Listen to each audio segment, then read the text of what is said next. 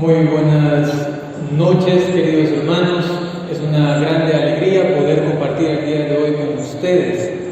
Algunos de ustedes ya les conozco los rostros porque tuvimos la oportunidad de tener encuentros a través de internet, ¿no? Así que aun cuando las mascarillas no nos dejen ver bien la carita, los ojitos identifico, ¿no? Y esto es porque se dejaban ver, ¿no?, en estas reuniones, ¿no? Les agradezco la invitación y ahora también por el honor al tiempo vamos a ir directamente a lo que más nos va a motivar en este tiempo en el que nos encontramos, ¿no? Y es la comprensión de lo que significa el Adviento, con lo cual podremos realizar realmente 4 cositas importantes en nuestra vida. Yo se las voy a ir explicando y quisiera que si tienen donde anotar, quizá o por allí en el teléfono, no para chatear, sino para que escriban, sería bueno para que también luego se dejen acompañar con lo que ustedes han escrito cuando vayan a meditar en su casa, cuando digan, ¿y qué fue lo que dijo el Padre? Uy, ya me olvidé. Y se recuerdan entonces que lo tienen por allí escrito, ¿no? También las personas que están viendo a través de internet están invitadas a hacerlo, ¿no? El título es Adviento, esperanza que vence toda desesperanza. Adviento, esperanza que vence toda desesperanza. Quiero tratar este tema con 4 puntos importantes. Desde 4 líneas vamos a tratarlo y así vamos a intentar degustarlo, disfrutarlo mucho. Primero, desde una parte, es una palabra rara, pero yo sé que ustedes reciben formación frecuentemente. Desde el punto de vista, ojo a esto, escatológico, ¿no? Luego veremos desde el punto propiamente teológico. Después analizaremos desde el punto bíblico litúrgico y por último el práctico, ¿no?, para que esto realmente cobre vida, aterrice, se encarne en nosotros. Adviento, esperanza que vence toda desesperanza. ¿Qué es la escatología? Es, dicho así muy fácilmente, aquellas realidades que están más allá, que aún no poseemos, que están más allá, que aún no vemos plenamente, pero ¿saben qué? Las esperamos. ¿Qué es Adviento desde el punto de vista escatológico? Es decir, de algo que todavía no poseemos, pero que sé que está allá y lo estoy aguardando. Es lo que decía, por ejemplo, el Papa Benedicto XVI, es el ya, pero todavía no. Ya, pero todavía no. ¿A qué me refiero? A que desde el punto de vista escatológico, cuando hablamos de Adviento, es decir, de una venida, no estamos diciendo hay algo que está allá y que estoy aguardando hasta que algún día llegue a mí. No. Cuando hablamos de Adviento en este sentido escatológico, nos referimos a una presencia real que la poseemos por la esperanza, aun cuando no está todavía planificada, porque está todavía por venir. Esto es un poquito complicado a veces. Lo explico de la siguiente manera. Es como si Dios nos ha dejado pregustar algo de Él, que aún todavía no lo poseemos completamente, ¿no? Pero que ya al gustarlo, aun cuando haya sido un poquito, ya en ese poquito estaba totalmente Él. Por ejemplo, es lo que sucede con la Eucaristía. Cuando vamos a comulgar, ¿recibimos una parte de Jesús? ¿Recibimos un pedacito de Jesús? Por supuesto que no. Lo recibimos completamente, totalmente, ¿no? Es Él en verdad. Pero nosotros lo experimentamos ¿cómo? como una especie de alimento que, si bien es cierto, nos fortifica interiormente para nuestro camino espiritual, aún no lo podemos ver plenamente, está como envuelto por el misterio. ¿Y acaso no nos ha pasado quizá alguna vez que decimos, ¿y será que realmente está Jesús? Quizá al principio de nuestra fe nos cuestionábamos y preguntábamos, ¿será posible realmente que lo que dice el Padre es verdad? Dice que ese es el cuerpo de Cristo. ¿Será realmente eso así? Es difícil entenderlo, pero luego por la fe uno lo va de alguna manera comprendiendo y amando, ¿no?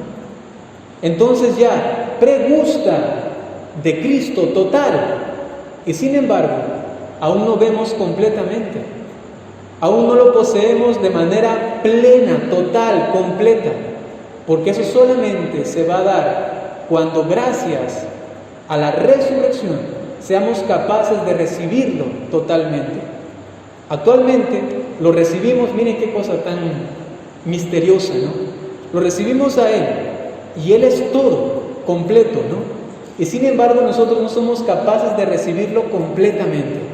Uy, qué cosa, ¿no? Él viene totalmente, pero no somos capaces de experimentarlo y de recibirlo totalmente. Eso solamente se dará en el último día, en la resurrección. Y por ello hablamos de Adviento. ¿Por qué? Porque estamos esperando a que se manifieste esto grandioso, esto admirable, el Cristo total. ¿Te imaginas? Un día, como dice el mismo San Juan, ya sin velo, podremos contemplarle. Aún no sabemos lo que seremos, porque aún estamos como velados por este misterio. Y tiene que ver con nuestra carne, tiene que ver con nuestra incapacidad para recibirlo totalmente, ¿no? ¿Qué es el Adviento? Es esta espera, es esta esperanza de aquel que viene, pero, ¿qué cosa? Por la fe que tenemos, por la esperanza, es como si ya lo poseemos. Esto quiere decir lo siguiente: Adviento es presencia. Así lo decían los padres de la iglesia. Los padres de la iglesia, cuando hablan del Adviento, se cuestionan y dicen, bueno, Jesucristo dijo, estaré con ustedes todos los días, pero también dijo, conviene que yo me vaya. ¿Cómo se entiende esto? O se queda o se va, o se queda o se va. Y entonces la solución tan maravillosa es esta: Jesucristo viene, aún no está totalmente, pero por la esperanza ya está su presencia aquí en nosotros. Por ello, Adviento no es aguardar algo que recién va a llegar, sino que con la presencia de aquel que va a llegar, le aguardamos a Él mismo. ¡Wow! ¿No? Es medio complicadito esto, ¿no? Pero creo que ya, como le di como 10 vueltas, por ahí ya va entendiéndose, ¿no? Desde el punto de vista entonces escatológico, que aún no poseemos, que está allá, más allá, ¿no? Por la esperanza, lo poseemos. Por ello, como primera palabrita importante, desde el punto de vista escatológico, Adviento es presencia, ¿no? Es presencia del ausente, se puede decir así, ¿no? Presencia del ausente. O si tomamos mejor el texto del Evangelio de Lucas, ¿no? ¿Se acuerdan los discípulos de Maús, ¿no? Dice que en la fracción del pan, y luego ¿qué pasó con Jesús? Se desapareció, ¿no? El término griego que se utiliza allí es difícil de traducir a español, pero es más o menos que significa que no es que ya no estaba, sino que se había ocultado, ¿no? Estaba como desaparecido, aun cuando estaba presente, ¿no? Eso quiere decir ese término, ¿no? Con lo cual, esto es como el Adviento. Ya no lo vemos, pero está realmente presente, ¿no? Desde el punto de vista teológico, y eso es muy bonito, quisiera basarme en San Juan de la Cruz. Ustedes seguramente le conocen, alguna vez han escuchado de este carmelita descalzo, juntamente con Santa Teresa de Ávila, fueron reformadores del Carmelo, que se encontraba en una situación muy feíta, ¿no? Muy deplorable, ¿no? ¿Qué nos dice San Juan de la Cruz acerca de la esperanza? Ojo a esto, decimos en Ecuador, ojo al piojo, atentos. ¿Qué significa la esperanza?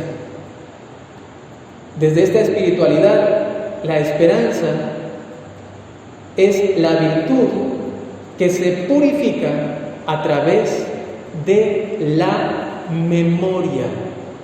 La esperanza es la virtud teologal que se purifica a través de la memoria. Les pregunto a ustedes, ¿tienen esperanzas? ¿Tienen esperanzas? Y miren, si uno hace un pequeño ejercicio, se dará cuenta que solamente espera en base a lo que ya ha vivido anteriormente. Intenten reflexionar eso que estoy diciendo. Uno solamente espera, aguarda, en base a lo que ha vivido ya con antelación, con anterioridad. San Juan de la Cruz dice que nosotros somos capaces de esperar porque tenemos memoria. Y es verdad, ¿no? ¿Cómo podríamos alegrarnos de la venida de alguien, ¿no? Por ejemplo, va a venir mi hijo, mi abuelo, a un familiar que yo amo. ¿Cómo podría alegrarme de su venida? Sino porque tengo ya una experiencia anterior de lo que significa encontrarme con alguien que yo amo. Si nunca nosotros nos hubiésemos encontrado con alguien que amamos, no pudiésemos esperar a alguien que viene, porque no tenemos una experiencia previa de aquello. ¿Ya hicieron el ejercicio? Intenten de alguna manera también decir, bueno, en mi vida, ¿cuándo pasó esto? Es verdad, ¿no? Por ese motivo también los miedos. ¿Los miedos en qué se basan? En la memoria. Es que hay personas que tienen miedo a la oscuridad y tienen una base en su memoria, ¿no? Porque cuando eran pequeños quizá le asustaron, quizá le apagaron la luz y comenzaron a gritar y vino un trauma, vino una herida, ¿no? Y luego, los miedos que tengo yo en el presente, ¿en dónde están enraizados? En mi memoria, ¿no? Con lo cual, esperar desde el punto de vista también teológico significa purificar la memoria. Purificar la memoria. ¿Por qué? Porque si nosotros no recordamos quién es Dios y qué ha hecho en nuestra vida, no vamos a guardarla, no vamos a esperarla. ¿Cómo así voy a esperar a Dios si en mi memoria no hay momentos felices con Él? No hay momentos de amor con Él. ¿Me hago entender?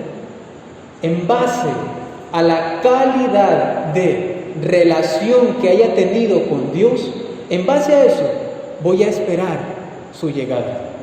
De lo contrario, esto va a estar bien yuca, dicen en El Salvador, ¿no? Esto va a estar bien duro.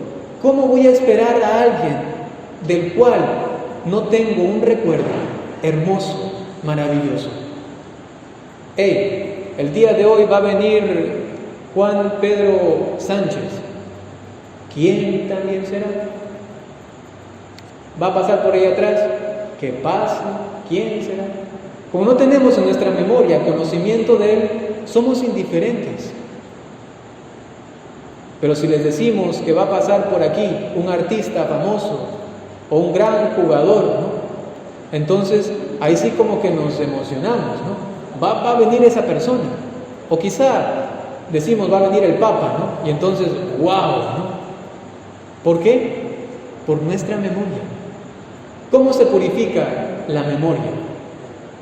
San Juan de la Cruz tiene todo un tratado, una doctrina acerca de la purificación de la voluntad, de la memoria, de la inteligencia, ¿no?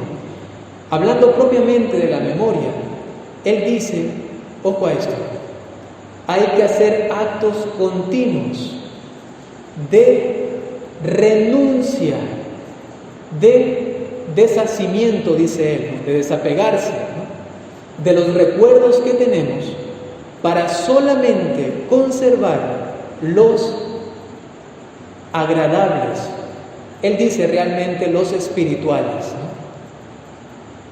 Es una forma en la que uno, por medio de la oración, le dice al Señor: purifica mi memoria, mis recuerdos.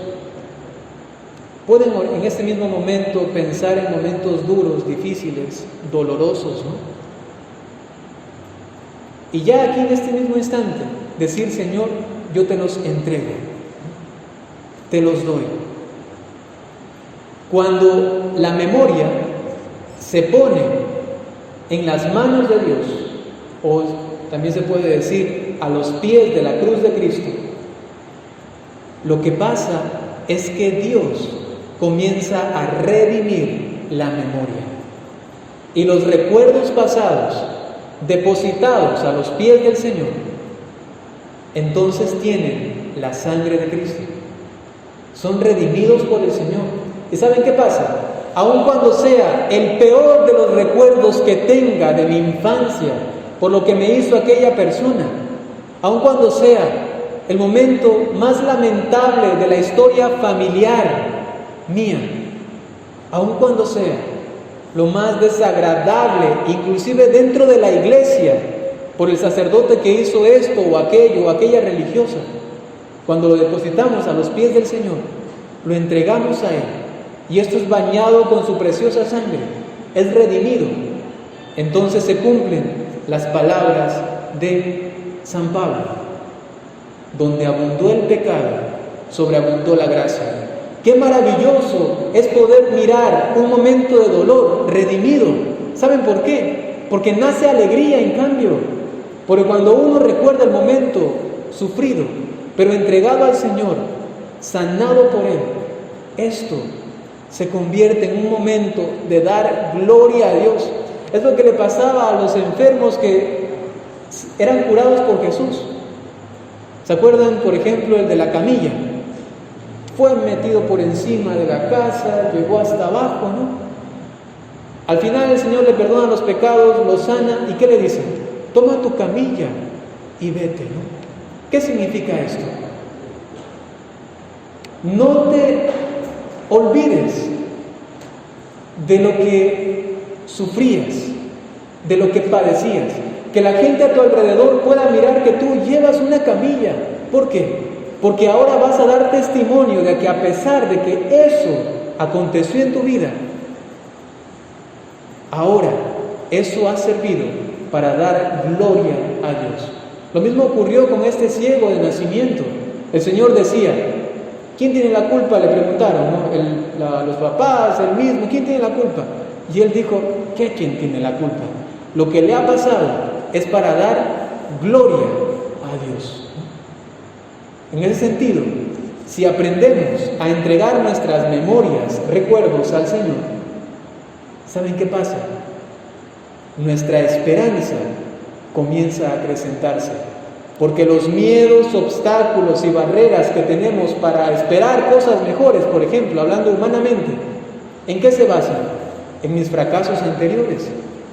Como no me sirvió esto, no me valió esto, ya tengo como recelo, no sé si confiar de nuevo. Lo mismo a nivel de relaciones. Este me traicionó, este me jugó doble cara, ¿no?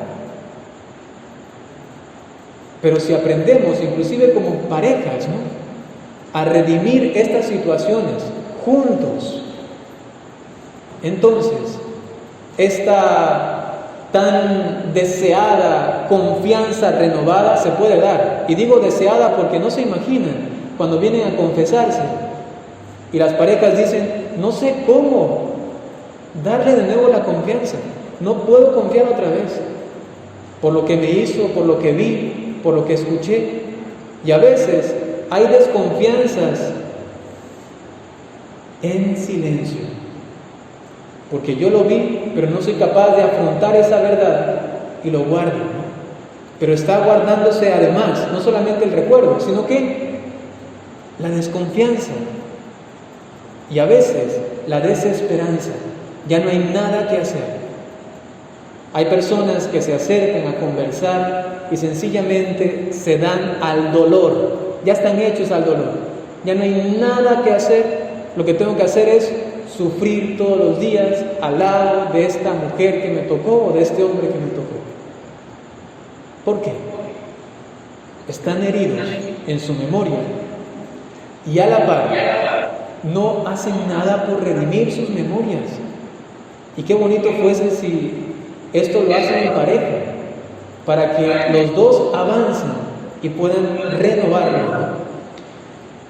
La esperanza es una virtud entonces que se purifica a través de ¿qué? De la memoria. Una pequeña cosita más, también dentro de la teología espiritual, se dice que la memoria está muy unido a lo que se conoce en la vida religiosa, ¿no? Dentro de los votos, al voto de obediencia, ¿no? Obediencia. Cuando uno tiene esperanza y ha purificado esta virtud a través de la purificación de la memoria, el deshacerse o desasirse, mejor dicho, de los recuerdos anteriores, entonces uno cría en sí mismo luego esta otra virtud de la obediencia. Ustedes han escuchado lo que dice San Pablo al referirse a los matrimonios, cuando dice que la mujer sea obediente al esposo y que él es la cabeza, y que el hombre en cambio sea como Cristo, que se entregó por su esposa a la iglesia. Han escuchado esto varias veces, ¿verdad? Lo que está haciendo allí el Señor es entablar una relación de obediencia entre los cónyuges, una relación de obediencia, porque yo sé que yo me debo a ti y que tú también a mí. Decimos muchas veces, el matrimonio nos constituye una sola carne. Qué bonito. Esto quiere decir que hay una responsabilidad, que si bien es cierto hay dos cerebros, ¿no? Tienen que de tal manera llegar a concordia que parezcan una sola carne, ¿no? Una sola carne. Cuando en la relación con Dios uno espera en el Señor, uno se vuelve obediente. Y es que hasta a los niños les pasa esto, ¿no? Cuando, permítanme un momento solamente, es que me estoy escuchando doble aquí. Ya está. Cuando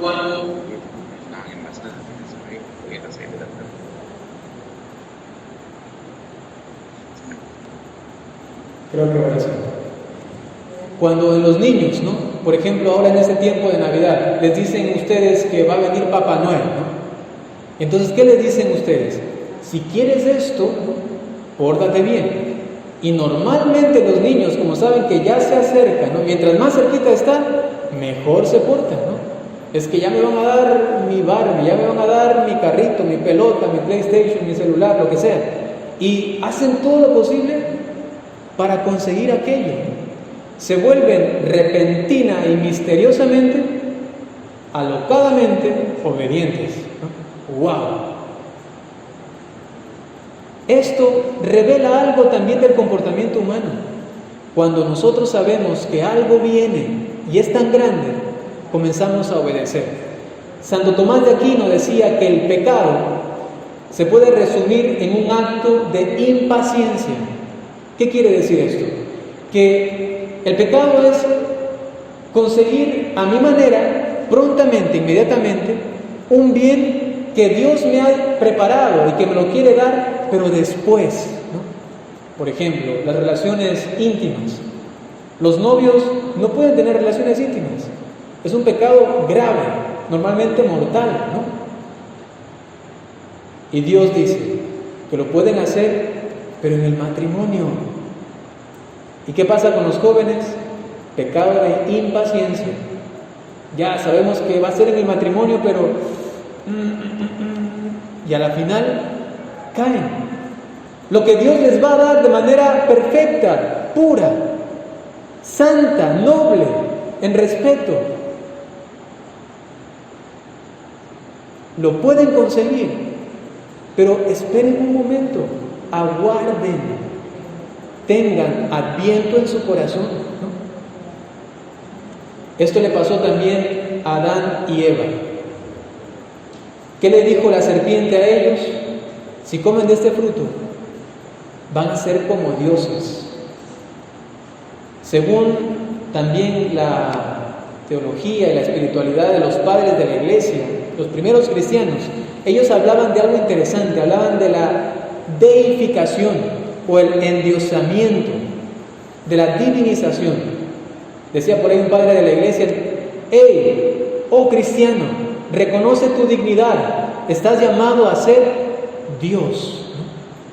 ¿Cuál fue el pecado de Adán y Eva? Quisieron ser Dios en ese rato. Quisieron ser Dios sin Dios.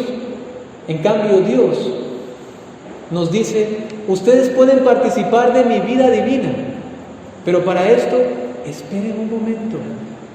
Voy a enseñarles cómo ser hijos de Dios, para que luego participen eternamente de mi familia, de mi propia vida, que ese es el cielo, ¿no? Participar plenamente de la misma vida de Dios, ¿no? Eso es maravilloso. Con lo cual, queridos hermanos, esperar es purificar la memoria, y a la vez esto cría ¿qué cosa? Obediencia. Si creemos realmente en la parusía, somos obedientes. Mientras más esperanza tengo, más obediente voy a ser. ¿Qué quiere decir esperanza también? Ser paciente, tranquilo, ya va a llegar. Dios, el Señor, va a llegar. Y si yo sé que va a llegar y va a venir a juzgarme, yo no soy tontito. Voy a comenzar a cumplir los mandamientos. Obviamente que por amor, pero humanos somos, y quizá alguna línea allí también de temor hay, y está bien. No quiero condenarme. Lo pleno será, obviamente, cuando está solamente fundamentado en el amor. La primera palabra entonces era, en base a la escatología, presencia, y en base a la teología que hemos dicho, segunda palabra, anótenla ahí, es seguridad. Cuando uno espera en Dios, es obediente, uno tiene seguridad. Yo sé que el Señor va a venir, y por más de que me digan lo que sea, el Señor va a venir. Yo sé. Ustedes seguramente están también esperando a Jesús, ¿o no? Veamos cómo lo están esperando. Solo les pongo un ejemplito. Estamos en esta cuestión de la pandemia. Por allí hay de todo, ¿no? Hay profetas y profetas, buenos y malos, que dicen que ya se acaba el mundo, que bla, bla, bla, y aquí y acá, ¿no? A ver, ¿qué ha pasado en tu corazón? Pandemia, está por allí susurrando ya la muerte. ¿Qué ha pasado en tu corazón? Algunos se han puesto a orar y a orar, a orar solamente para que se acabe la pandemia. Está bien, pero solamente para que se acabe una pandemia. ¿A dónde quiero llegar? Escuchen esto. El Señor dijo que habrían signos de los tiempos antes de su venida. Y hay personas que están orando como para decir que se aplace tu venida, Señor, porque estamos orando para que se acabe la pandemia, es decir, que ya no haya signo de los tiempos, ¿no? Que no haya signo de los tiempos, que se vaya el signo de los tiempos, y aquí todos vivimos en armonía, tranquilos, que a otra generación le caiga todo eso, ¿no? A nuestra generación, ¿no? Y sin embargo, en cada misa decimos: ven Señor Jesús. Aquí hay una especie de contradicción. Más bien, si decimos ven Señor Jesús en cada misa, estamos diciendo, Señor, que ya vengan los signos de los tiempos. ¿Qué significa? Guerras, terremotos, calamidades. ¿Entienden lo que estoy diciendo? Solamente para cuestionar hasta qué punto realmente estamos esperando, ¿no? El tercer punto, había dicho, es el bíblico litúrgico. Estamos en Adviento, ¿verdad? ¿Cuántos domingos de Advientos tenemos? 4 domingos, ¿verdad? Se ha dicho tradicionalmente que están dedicados a 3 personas, sobre todo en este año que es del ciclo B, ¿no? Estamos ya 2021, ¿verdad? 2021 del año litúrgico. Tenemos a un primer personaje, es un profeta del Antiguo Testamento. ¿Quién es? Isaías. Luego aparece alguien que conecta el Antiguo Testamento y el Nuevo, también profeta. ¿Quién es? San Juan el Bautista. Y por último, en el 4º domingo aparecerá la reina, la Virgen María. Si ustedes tienen la amabilidad después, no ahora, de mirar los textos de los domingos que tendremos, ¿no? Entonces van a entender más lo que voy a decir a continuación. El profeta Isaías básicamente nos va a decir lo siguiente. Ojo a esto, eso es maravilloso. Nos va a decir, en el Antiguo Testamento estamos esperando ¿a quién? A un Padre, a un Redentor, que a la vez es un alfarero. Ustedes van a las lecturas de este domingo que pasó y ahí lo van a encontrar. Dios Padre, y queremos también que ya venga un Redentor, ¿no? Y además, este es un alfarero. Eso es muy bonito, porque en el Antiguo Testamento, cuando llamaban a Dios Padre, no era como nosotros. Nosotros llamamos a Dios Padre porque no solamente nos llamamos, sino que somos hijos. Dios es mi Padre. En el Antiguo Testamento, Isaías no llegaba a esta comprensión. Decía, Dios es mi Padre, pero muy alejado de lo que nosotros somos. Era una paternidad en cuanto que son, o eran ellos, criaturas de Dios. Por eso, en cambio nosotros somos realmente hijos. Isaías dice, estamos esperando a un Padre. Es decir, que nosotros seamos hijos. Estamos esperando a un Redentor. En el Antiguo Testamento a este Redentor se le conocía como el Goel, ¿no? Goel. ¿Y quién era él? Era aquel que no tenía nada que ver en un pleito. Digamos, ahí ellos dos están que se pelean, ¿no? Ahí están que se dan y que, como no se les ve lo que dicen porque están con las mascarillas, ahí están que se hablan, ahí, acá, ¿no? Entonces, están que discuten. Y viene el Goel. ¿Quién es el Goel?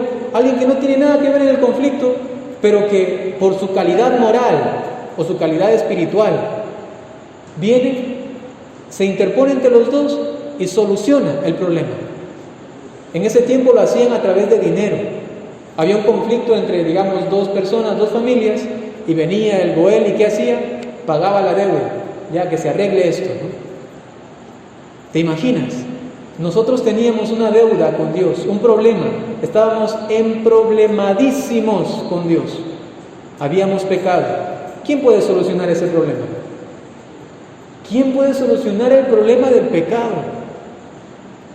Nosotros no. Ni porque diésemos nuestras vidas, si tuviésemos muchas vidas, me refiero 1000 veces. 1000 veces. Morir por Dios 1000 veces. No podíamos restaurar, reparar la ofensa ante la soberanía de la divinidad. No podíamos. Y entonces, ¿qué sucede? Esperamos a un Padre. Y entonces Dios Padre amó tanto al mundo que entregó a su único Hijo, el Redentor, para que todo el que crea en Él tenga vida eterna y se salve. ¿Entiendes? La liturgia de ese tiempo de Adviento nos está diciendo, lo que tanto desde la profundidad de los siglos se anhelaba por boca de los profetas, ustedes, cristianos, ya lo poseen de alguna manera, según lo que he dicho en el primer punto, por la presencia. Ya son hijos, ya hemos sido redimidos por el Señor, tenemos un Padre. ¿Y saben qué? Esto ya lo tenemos, pero esperamos ¿qué cosa? Que llegue en su plenitud, completamente. Y por eso decimos, Maranatá, ven Señor Jesús, que se revele esto que ya soy, pero que aún no se revela completamente, que no ha llegado a su plenitud. Soy hijo de Dios, pero aún no sé lo que realmente soy. ¿Quién puede entender ser hijo de Dios? ¿No? Isaías nos habla de esto y nos hace entender esto de una forma maravillosa. Él dice, es un alfarero. ¿Qué hace el alfarero? Toma algo, el barro, ¿no?, que es exterior a él, lo moldea, le da forma bonita para que no sea despreciado y tirado por allí, ¿no? Para que no se convierta solamente por ahí un cúmulo de basura, ¿no? Esto hace el alfarero. ¿Y qué ha hecho Dios? Que el alfarero se hizo barro, ¿no? Es Jesucristo. Se hizo barro, adoptando nuestra naturaleza. Se hace barro y Él toma la forma más perfecta del ser humano. Y nosotros entonces encontramos en Él, en esta forma maravillosa, esculpida por Él mismo, o moldeada, mejor dicho, por Él mismo, ¿no?, nuestra humanidad. ¿Quieres saber qué es lo que te espera? Mira a Cristo. Lo decía San Juan Pablo II, la humanidad solamente encuentra su humanidad, es decir, su ser humano, ¿no?, en la humanidad de Cristo. Él es la obra perfecta, porque siendo alfarero se hizo barro y se hizo la obra maestra. Y a esta obra nosotros tendemos, lo dice San Pablo, tenemos que configurarnos con Cristo, ¿no? Este es Isaías, nos hace mirar al futuro. Vamos a ser así. Tenemos dos personajes más, con ellos vamos prácticamente acabando, ¿no? Tenemos dos personajes. El siguiente es San Juan el Bautista. ¿De qué nos va a hablar el Bautista? Básicamente de dos cosas. Primero, la preparación. Y segundo, nos va a hablar del bautismo. Primero, preparación, y segundo, bautismo. Son dos cosas importantísimas para el Adviento. Preparar los caminos del Señor, allanar los caminos, ¿no?, que ya viene el mensajero.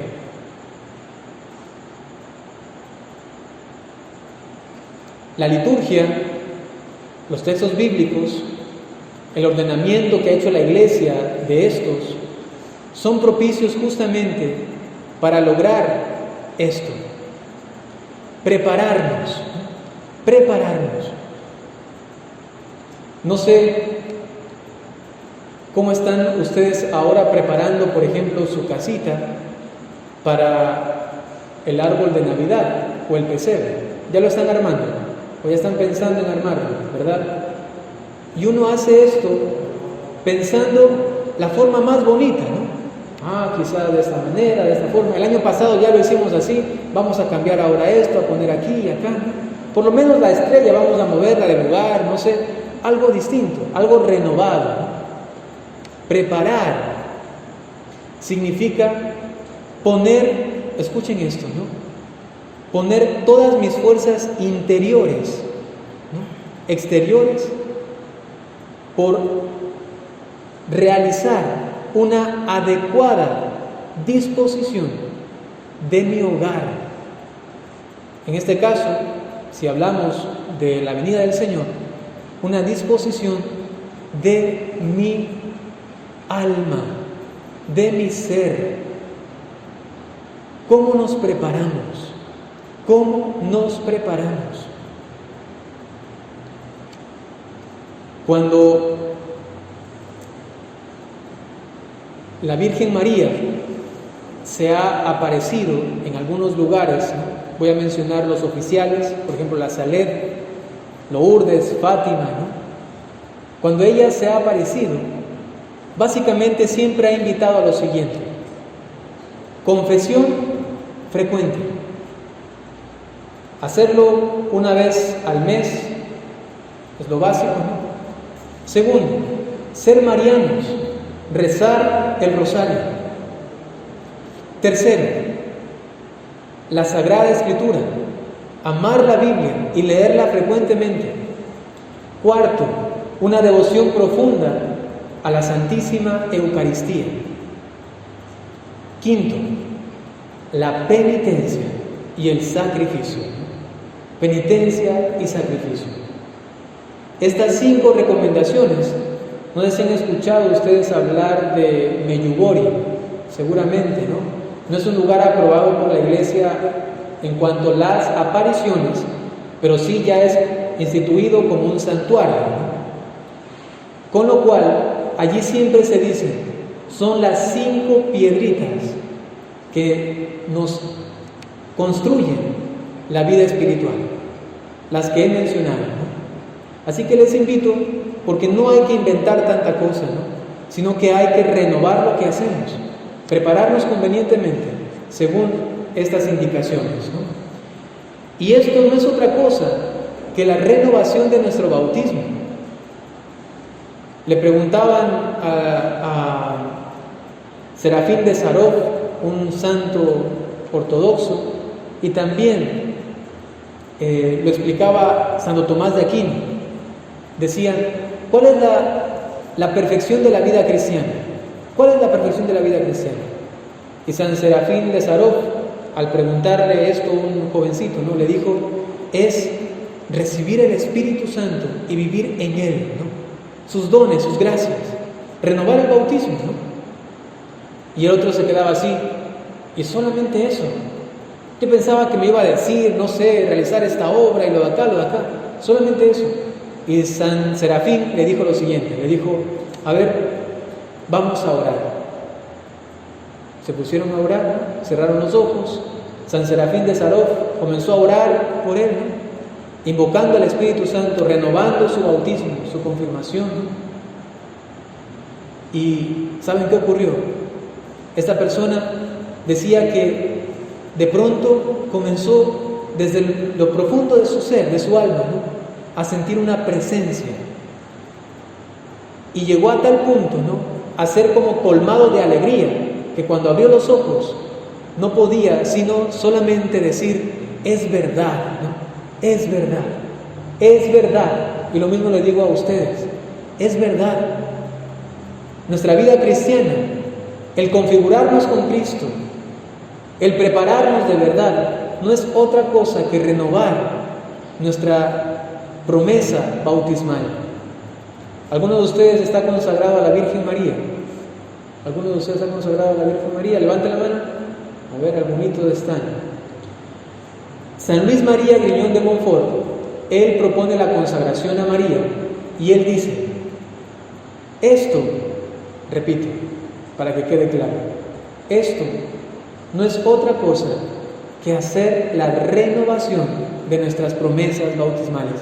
En eso consiste la consagración a María, en renovar nuestras promesas bautismales.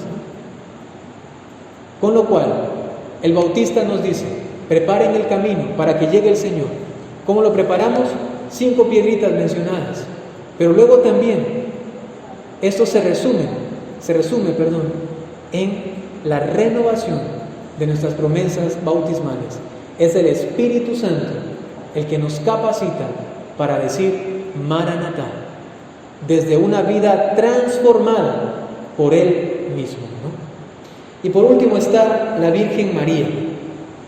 Solamente recalcar algo interesante, bonito, de el Magnificat. María dice algo maravilloso. Con el Magnificat, María nos vuelve la mirada a la esperanza. Les pregunto, ¿Dios tiene memoria? Dios tiene memoria.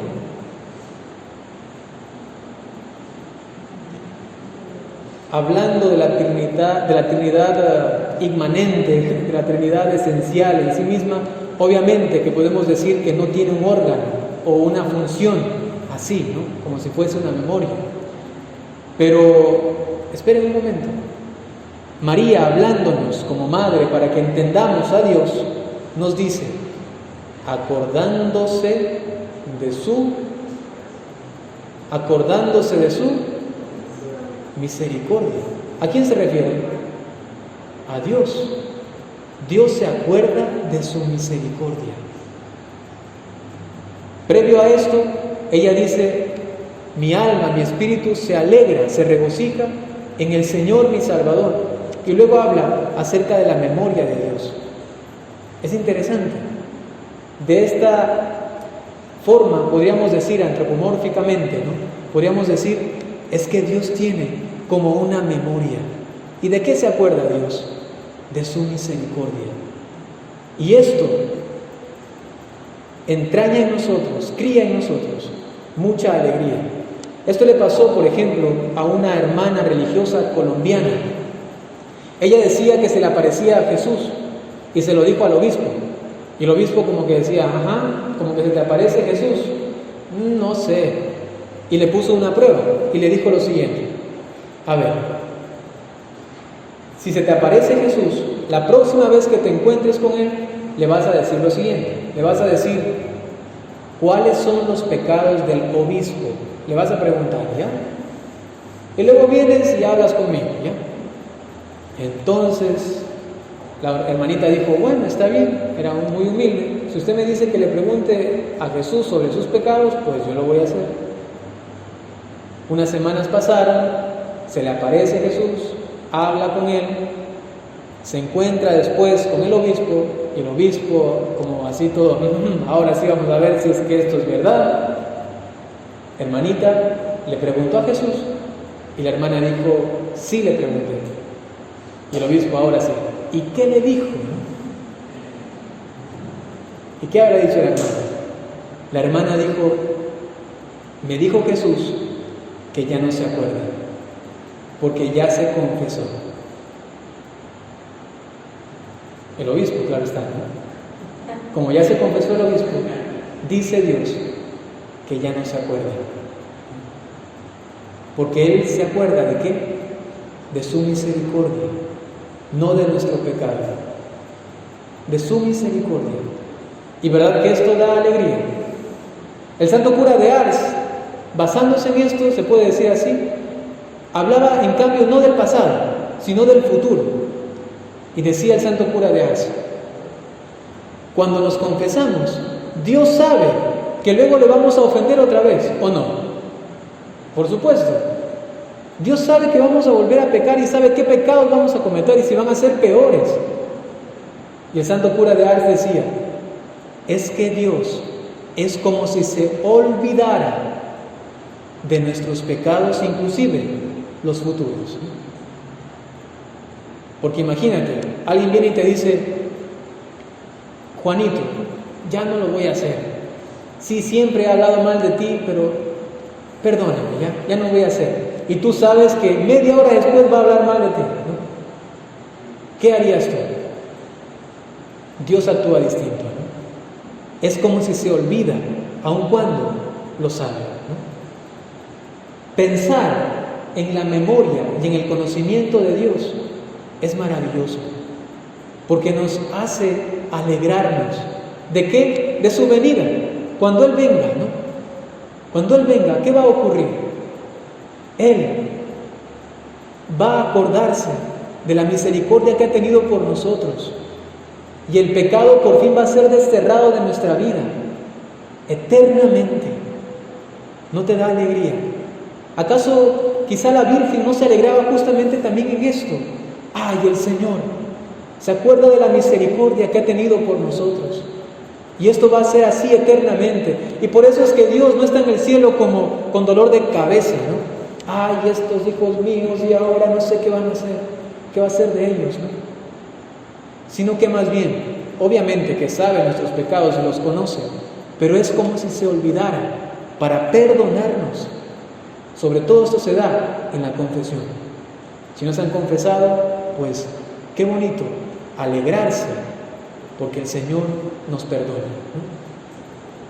María entonces nos enseña en el Magnífica, que esto nos envuelve de la espiritualidad mariana, ¿no? Nos enseña a alegrarnos de lo más grande, de Dios. De Dios. Algunas personas se alegran porque ganó a ese equipo, ¿no? Hoy día perdió el Barcelona, ¿verdad? No, el Real Madrid perdió el día. Entonces alguno está por ahí triste, otro está contento, ¿no? Ya son cosas pasajeras, ¿no? Pero que todavía 10 veces más, ¿no?, nos alegráramos por lo que viene. Ya viene el Señor, ya viene, ¿no? Esto nos trae ya la tercera palabra. La primera era presencia, la segunda era seguridad y la tercera palabra es alegría, ¿no? Entonces se puede decir lo siguiente: Adviento es presencia, es seguridad y es alegría. Adviento es presencia, seguridad y alegría. Terminemos solamente con algo práctico diciendo lo siguiente: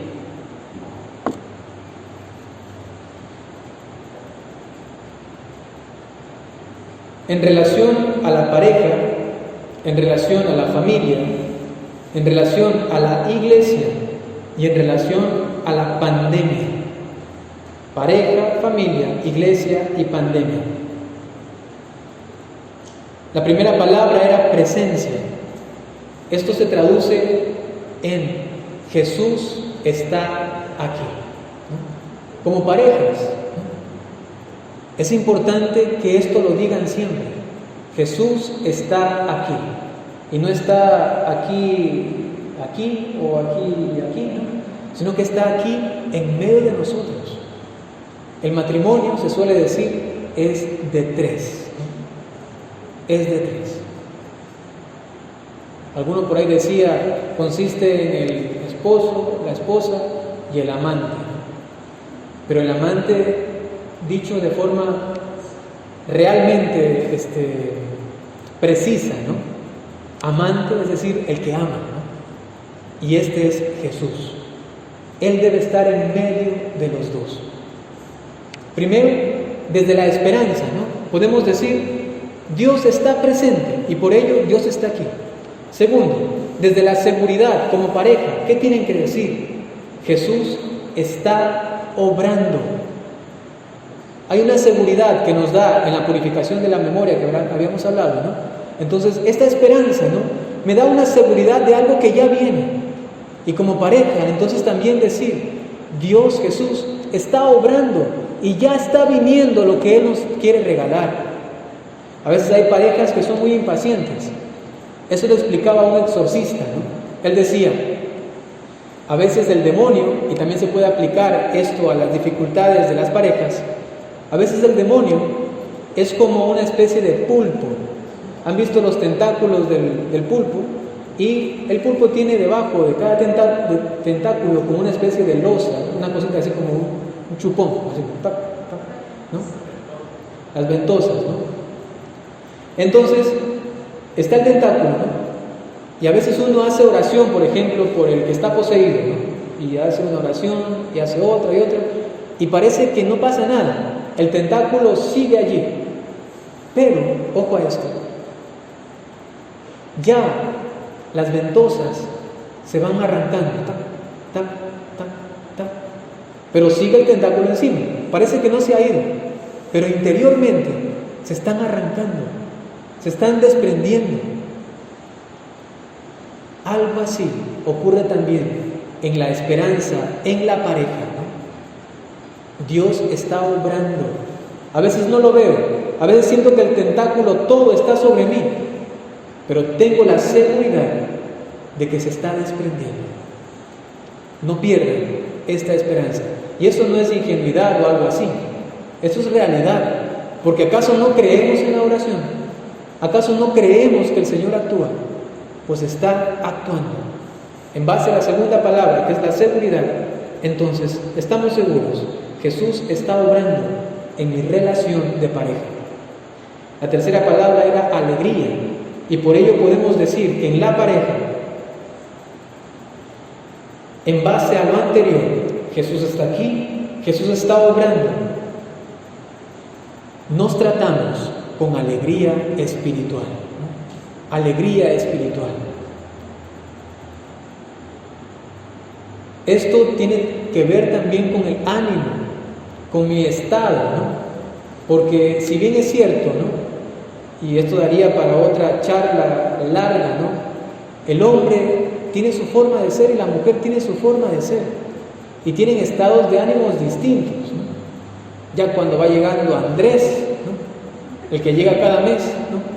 Ya saben cómo, o sea, es un rebulicio ahí, ¿no? Una cosa impresionante, ¿no?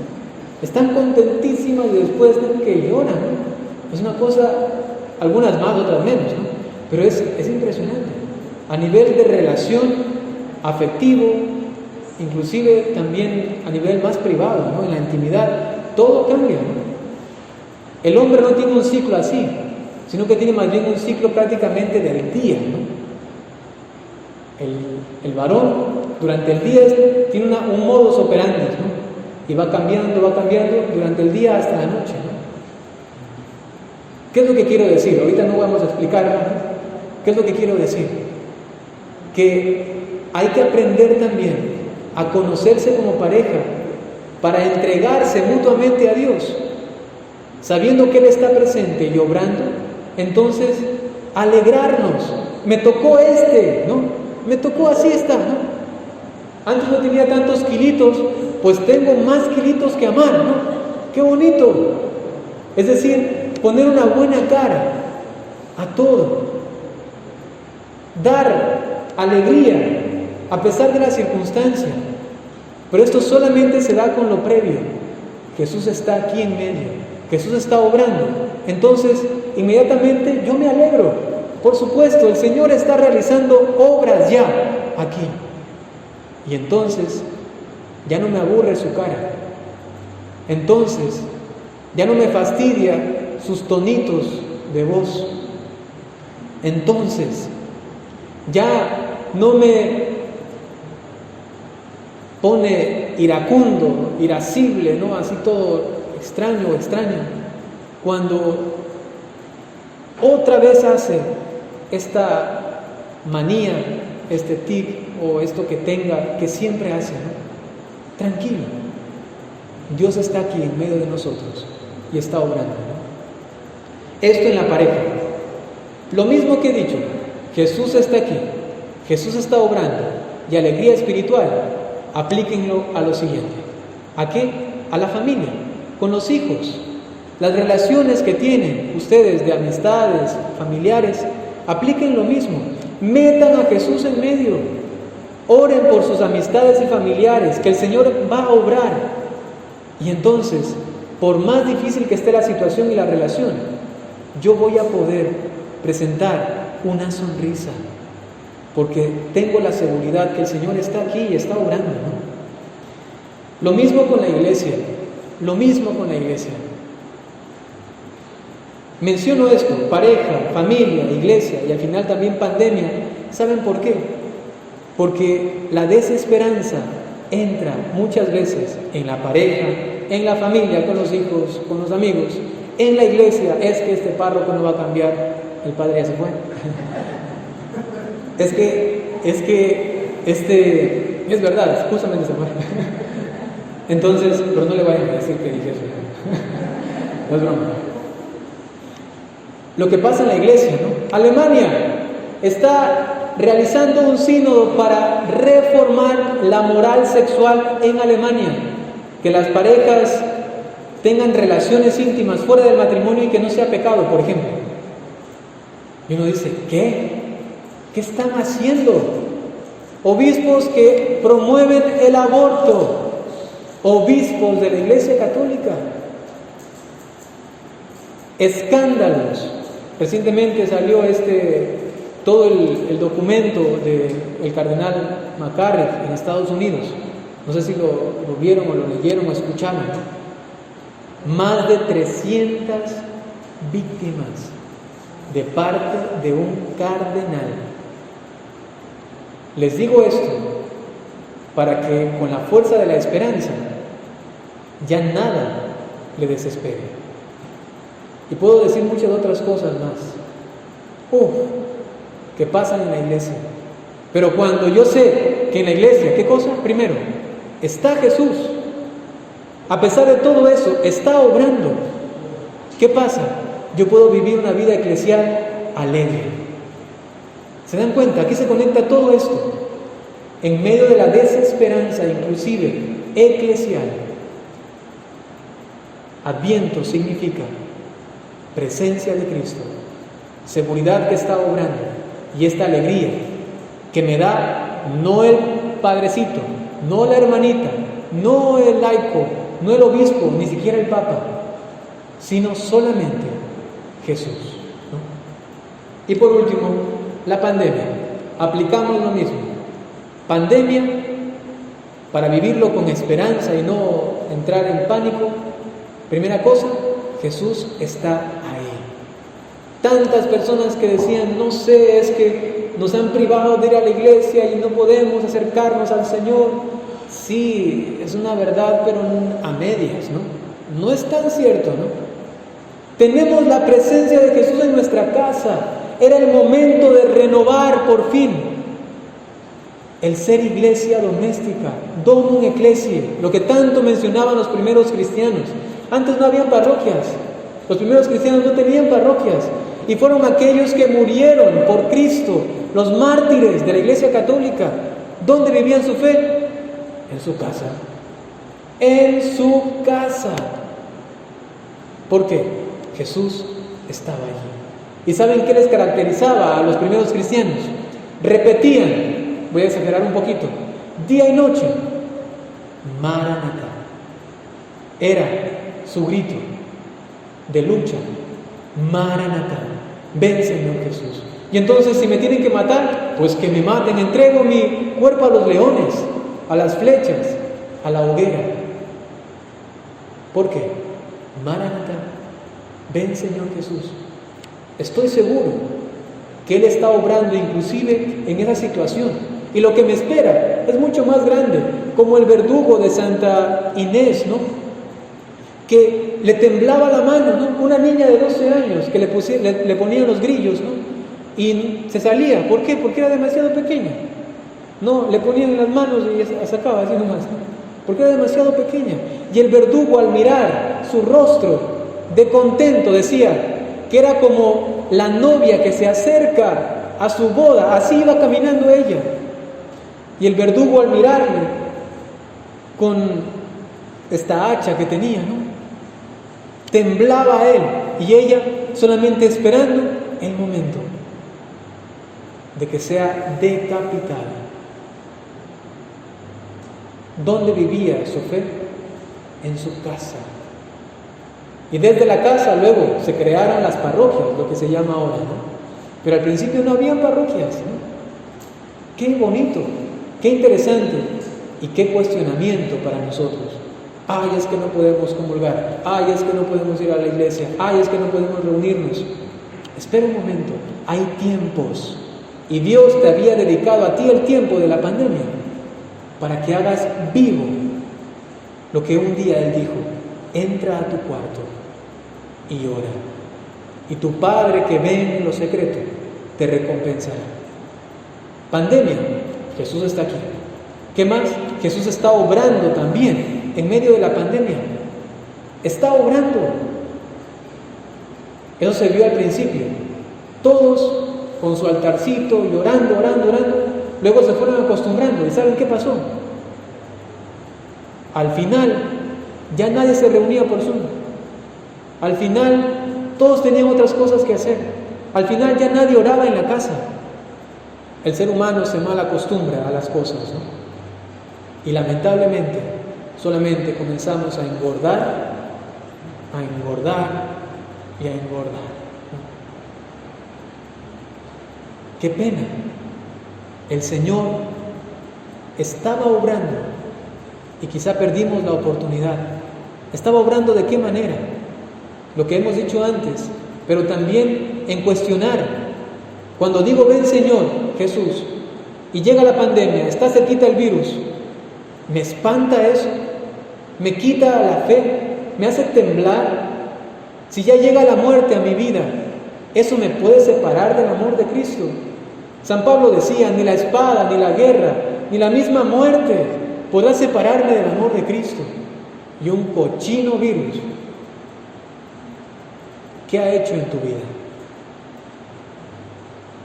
Teresa de Ávila, Teresita del Niño Jesús, clamando que ya venga su Señor. El mismo San Pablo decía, estoy en una disyuntiva entre quedarme aquí para servir a los hermanos y ya morir para ir al cielo. Señor, si quieres me quedo, pero yo quisiera ya irme al cielo. ¿Qué decía Santa Teresa de los Andes? Mi alma es demasiado grande, infinita, para este mundo tan pequeño. Aquí se está perdiendo mi alma. Mi alma está creada para algo mucho más grande que estar solamente aquí. ¿Me hago entender? La pandemia era un momento para que Dios obre en nosotros, y todavía tenemos tiempo para aprovecharla, para que obre en nosotros y decir, no puede ser que un virus me haga temblar. Si llega la muerte, en la vida y en la muerte, somos del Señor. Bendito sea el nombre del Señor. Y por último, entonces, esta pandemia, ¿qué nos hace? Vivir con alegría. La misma pandemia. ¿Quién está alegre en medio de la pandemia? No levanta la mano. Pero yo les puedo decir que yo estoy bien contento. Yo he podido hacer muchísimas cosas a través de la pandemia, ¿no? Muchísimas cosas. Y no me quiero poner como ejemplo, porque también quizá he cometido cosas malas, he pecado también. Pero gracias a Dios, esto se ha podido convertir en un motivo de dar gloria a Dios, de bendecirlo y también de alegría espiritual. Les cuento así brevemente, solo una alegría muy grande que me dio la pandemia. En Ecuador atendía a un ancianato, les visitaba una vez por semana y yo les comenzaba a hablar de la muerte. Todas las predicaciones eran sobre la muerte, ¿no? Les hablaba de la muerte, de aceptar, de vivir, de esperar al Señor y aquí, ¿no? En este mes que estuve allí acompañándoles, murieron más ancianitos que nunca. Y a mí me alegraba mucho. Ustedes van a decir, ¿qué le pasa al Padre? Me alegraba mucho, ¿saben por qué? Porque yo les decía a ellos, la muerte es un encuentro de dos voluntades, de la persona humana con su Creador, de el amado con el amante. Es el encuentro más hermoso, más anhelado que tenemos. Y les decía a ellos, si ustedes aceptan este encuentro, van a morir más rápido. Y seguramente a algunos de ellos les llegó este mensaje.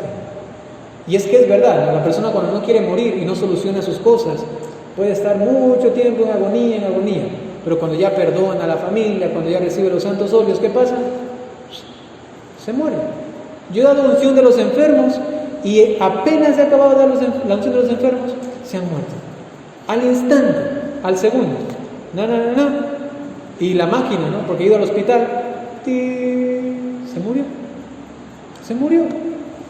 Bendito sea el Señor. Y cuando veía que los ancianitos morían, yo no me llenaba de tristeza, discúlpenme, pero no me llenaba de tristeza. Tenía alegría espiritual porque sabía que muchos de ellos lo habían aceptado. Ya quiero encontrarme con mi amado. Bendición, maravilloso. Es solamente algo que traigo a colación. Bueno, queridos hermanos, de esta manera podemos aprender del Adviento. El Adviento que vence toda desesperación o desesperanza, ¿no? Tres palabritas: presencia, seguridad, alegría. La cuarta, que es justamente la base, el Adviento, ¿no? Adviento significa presencia, seguridad y alegría. Muchas gracias por prestar atención a este padrecito que habla tanto, ¿no? Muchas gracias.